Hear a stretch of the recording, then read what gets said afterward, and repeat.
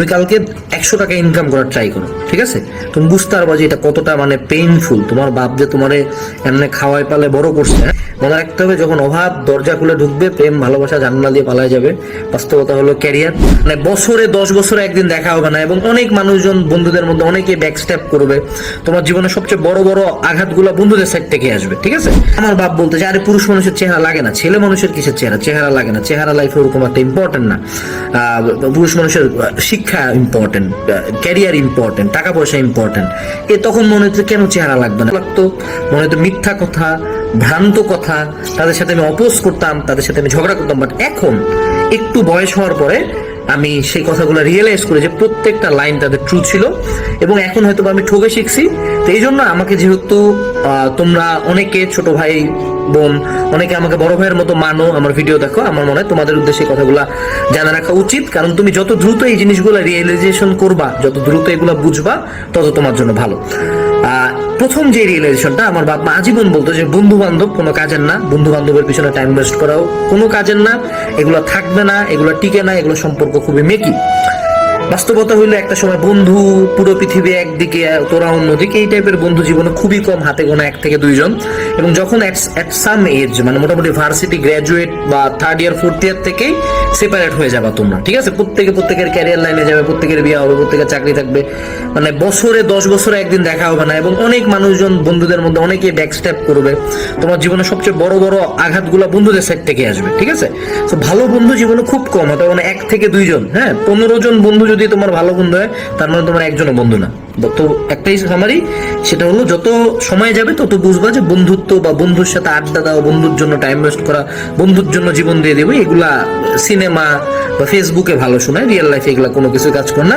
Real লাইফে you are on your own. তোমার লাইফের আপনজন বলতে শুধুমাত্র তোমার বাবা মা, সর্বোচ্চ গেলে ভাই বোন, তাও বাবা মা বাঁচা থাকাকালীন, মরে গেলে ভাই বোন অতটা আপন থাকে না, এটাই বাস্তবতা। দ্বিতীয় যে রিয়েলাইজেশনটা, আমি আমার লাইফের একটা অনেক বড় অংশ, আমার হাইট, আমার চেহারা, আমার শরীর, সবকিছু নিয়ে আমি প্রচন্ড ইনসিকিউরিটি থাকতাম, প্রচন্ড ইনসিকিউরিটি। আমার একটা সময় ব্রণ ছিল, এত বড় বড় বড় বড় ব্রণ, মুখ ভর্তি। এটার কারণে আমি লিটারালি 3 বছর বাড়ি থেকেও বের হই নাই, এরকম একটা অবস্থা ছিল। তো আমার বাপ বলতে যে আরে পুরুষ মানুষের চেহারা লাগে না, ছেলে মানুষের কিসের চেহারা লাগে না, চেহারা লাইফে ওরকম একটা ইম্পর্টেন্ট না। পুরুষ মানুষের শিক্ষা ইম্পর্টেন্ট, ক্যারিয়ার ইম্পর্টেন্ট, টাকা পয়সা ইম্পর্টেন্ট। তখন মনে হচ্ছে কেন চেহারা লাগবে না, চেহারাই আসল।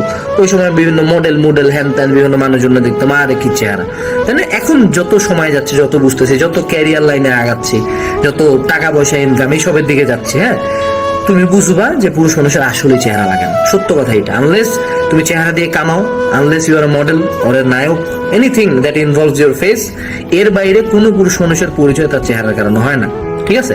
দুনিয়া কন্ট্রোলে কোনোদিন কোনো সুন্দর পুরুষ মানুষ নাই, unless he has other qualities, ঠিক আছে? তো চেহারা নিয়ে পাগলামি কারোই করা উচিত না, ছেলে হোক মেয়ে হোক, কারোই করা উচিত না। মেয়েদের ক্ষেত্রে হ্যাঁ, মেয়েদের ক্ষেত্রে চেহারা সুরত একটা ম্যাটার, একটা সার্টেন এক্সটেন্ট পর্যন্ত ম্যাটার করে, কিন্তু পুরুষ মানুষের ক্ষেত্রে তোমার the only thing you should focus on শুরু থেকে, সেটা হলো ক্যারিয়ার। তো আমার জীবনে এরকম বেশ কয়েকটা খুব জঘন্য ব্রেকআপের ঘটনা আছে, যেগুলোর কারণে আমার লাইফ থেকে অনেকগুলো বছর পুরোপুরি মাইনাস হয়ে গেছে, আমার মনের মতো অবস্থা ছিল। হ্যাঁ, তো আমার বাপ মা বলতো যে এগুলা কোনোটাই টিকে না, এগুলা প্রত্যেকটা মেয়ে কি এইটার মতো টাইম ওয়েস্টিং জিনিসপাতি পৃথিবীতে নাই। আর তখন তো মনে করো প্রথম প্রেম, আবেগ, বাপরে বাপ, বিয়ে করবে, এই হবে ওই হবে, হ্যান হবে ত্যান হবে। বাস্তবতা হইলে কিছুই হয় নাই, কিছুই হয় নাই। সবার বিয়ে হয়েছে অন্য জায়গায়, সবার বাচ্চা কাচ্চা আছে, কারো কথা, কেউ কারো দিকে জীবনে 2 মিনিটের জন্য ঘুরে তাকায় না, চিন্তাও করার টাইম নাই। মনে রাখতে হবে যখন অভাব দরজা খুলে ঢুকবে, প্রেম ভালোবাসা জান্নাত দিয়ে পালায় যাবে। বাস্তবতা হলো ক্যারিয়ার। সো এই জিনিস নিয়ে যারা জীবন থেকে মাইনাস করতেছো, ফিরে আসো, তোমার বাপ মাই সঠিক ছিল ইন দা ফার্স্ট প্লেস, তোমার তার লগে জীবনও বিয়ে হইতো না, এটাই বাস্তবতা, ঠিক আছে?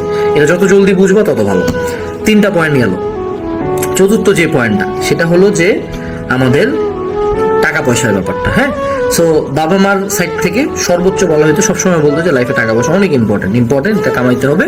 হ্যাঁ, এবং এইটার দিকে ভালো একটা এফোর্ট থাকতে হবে, লাইফে এস্টাবলিশড হইতে হবে। যদিও এটা প্রথম পয়েন্টটার সাথেই একরকম, ক্যারিয়ারের সাথে, যে ছেলে মানুষের ক্যারিয়ার, টাকা পয়সার ব্যাপারটা সেপারেটলি বলতে হয়। কারণ ওই আমার বাপ বলছিল তুই আজকে যা বাড়ি থেকে বের হতো, দেখি কে তোকে 500 টাকা দেয়। হ্যাঁ, আমি তো ভাবছিলাম যে বন্ধুর কাছে 500 টাকা নিবো, তুমি যাও চাও দেখি কালকে কে দেয়। তুমি কালকে 100 টাকা ইনকাম করার ট্রাই করো, ঠিক আছে? তুমি বুঝতে পারবা যে এটা কতটা মানে পেইনফুল। তোমার বাপ যে তোমারে এমনি খাওয়াই পালে বড় করছে, হ্যাঁ, একটা আইফোন যে চালাচ্ছ বা যে এসি রুমটাতে বসে আছো, তোমাকে বুঝতে হবে যে এসিটা লাগছে তোমার বাপের রক্ত ঘাম করা টাকা দিয়ে। ওকে, সো এই জন্য টাকা পয়সার ব্যাপারটা লাইফে অনেক বেশি সিগনিফিকেন্ট, অনেক বেশি সিগনিফিকেন্ট। এটা যে কত ইম্পর্টেন্ট লাইফে, এটা একান্ত একটা ছেলে মানুষ সবচেয়ে বেশি বুঝতে পারে। তো তুমি একটা সার্টেন এজে যায় বুঝবা যে টাকা পয়সা কতটা ইম্পর্টেন্ট। যে জিনিস তোমার কাছে 10,000 টাকা 15,000 টাকা এখন টাকা মনে হয় না, চাকরির বাজারে ঢুকো, 20,000 টাকা বেতন 25,000 টাকা বেতনের জন্য তোমার সাথে 1,000 জন ফাইট দিতে রাজি আছে, 1,000 না 1 লাখ, ঠিক আছে? তো এই জন্য টাকা পয়সা লাইফে অনেক বেশি ইম্পর্টেন্ট, এটার পিছনে ছুটতে হয়, না চাইলেও ছুটতে হয়। এটা বাবা মা অনেক আগে থেকে বুঝে, কিন্তু বুঝি না আমরা। চতুর্থ যে পয়েন্টটা বাবা মার বলা কোন কথাটার সাথে আমি এখন বুঝি যে অনেক কাজে লাগে, সেটা হলো যে আমাদের সকল প্রবলেমের সমস্যার মূল হলো মোবাইল ফোন, ঠিক আছে? জিনিসটা খুব ক্রিঞ্জ, এটা নিয়ে কত মিম হয়েছে, কত কিছু হয়েছে যে মোবাইল ফোন, তোমার মাথা ব্যথা হচ্ছে এটার কারণ মোবাইল ফোন, তুমি অসুস্থ হয়েছে এটার কারণ মোবাইল ফোন, এগুলা মজা করে বলা যায়। কিন্তু এখন এট সাম পয়েন্ট, এখন যখন আমি সোশ্যাল মিডিয়া হ্যান্ডেন সবকিছু বাদ দিয়ে ফোন চালানোটাকে একটা লিমিটেড পর্যায়ে আনছি, এখন বুঝি যে আমি আমার লাইফে আরো অনেক কিছু করতে পারি এক্সট্রা করে, অনেক সময় বের হয়।